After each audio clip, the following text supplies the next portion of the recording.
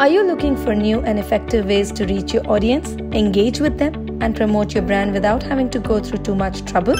Then, webinars are your best bet. You can easily connect with your customers wherever they might be across the globe through them.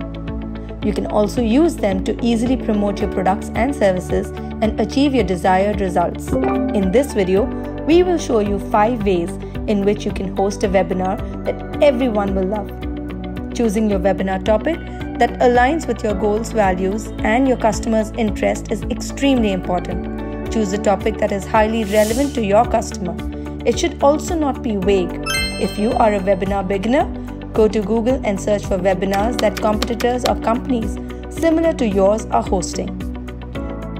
You're likely to end up with attendees from across the globe, especially if the topic holds global relevance. So, conduct some proper research to know more about where your audience is mostly located as well as their time zones, and then figure out the most important issue.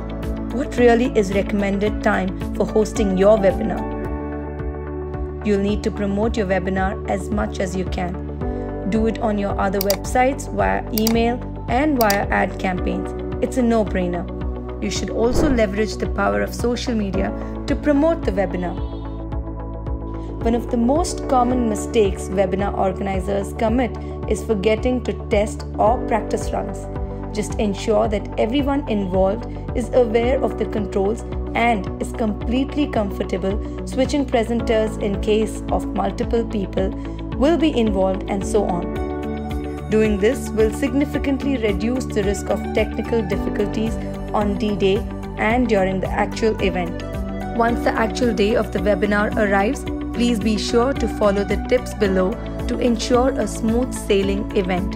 Here's your D-Day checklist. Get some support on hand. Open your room early. Have someone monitoring the chat section. Have enough time for Q&A. That's it. Now you're ready. All the best.